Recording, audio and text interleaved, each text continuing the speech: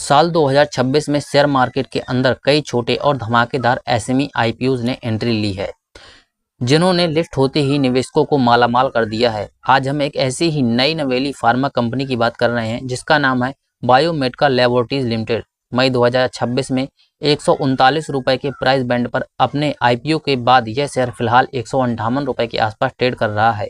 तो चलिए आज के इस वीडियो में जानते हैं कि सेंटर इंडिया की इस तेजी से बढ़ती फार्मा कंपनी का बिजनेस मॉडल क्या है और क्या लॉन्ग टर्म के लिए इस शेयर में दांव लगाना फायदेमंद हो सकता है। सबसे पहले दोस्तों समझते हैं कि यह कंपनी आखिर क्या काम करती है। साल 2015 में स्थापित हुई बायोमेडिका लैबोरेटरीज मुख्य रूप से पेरेंटल फॉर्मुलेशन यानी जेनेरिक और लिक्विड इंजेक्शन बनाने के बिजनेस में है। यह कंपनी खुद दवाइयां प्रमोट नहीं करती बल्कि एक B2B कॉन्ट्रैक्ट मैन्युफैक्चरिंग मॉडल पर काम करती है, यानी बड़ी फार्मा कंपनियों इन्हें ऑर्डर देती हैं और यह कंपनी उसके ब्रांड नाम पर इंसानों और जानवरों वेटरनरी दोनों के लिए ड्राई पाउडर और लिक्विड इंजेक्शन तैयार करने का काम करती है। इनके पोर्टफोलियो में 70 से ज़्यादा अलग अलग इंजेक्टेबल प्रोडक्ट शामिल हैं, जिन्हें ये इंदौर मध्य प्रदेश में मौजूद अपनी 2 अत्याधुनिक मैन्युफैक्चरिंग यूनिट्स से सप्लाई करती हैं। अब दोस्तों बात कर लेते हैं इस कंपनी के फाइनेंशियल्स और मल्टीबैगर रिटर्न पैरामीटर्स के बारे में।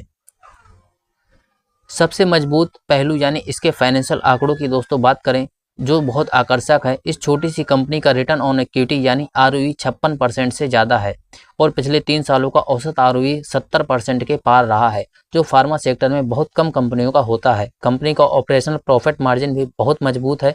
सबसे बड़ी बात यह है कि कंपनी ने अपने IPO से जुटाए करीब 52 करोड़ रुपए के फंड का इस्तेमाल अपने ऊपर चल रहे कर्ज को चुकाने और मैन्युफैक्चरिंग फैसिलिटी को और अपग्रेड करने के लिए किया है, जिससे आने वाले क्वार्टर्स में इसके रेवेन्यू में बड़ा उछाल देखने को मिल सकता है। अब दोस्तों रिस्क समझ लेते हैं। एक निवेशक के तौर पर आपको इसके रिस्क फैक्टर्स को नज़रअंदाज नहीं करना चाहिए।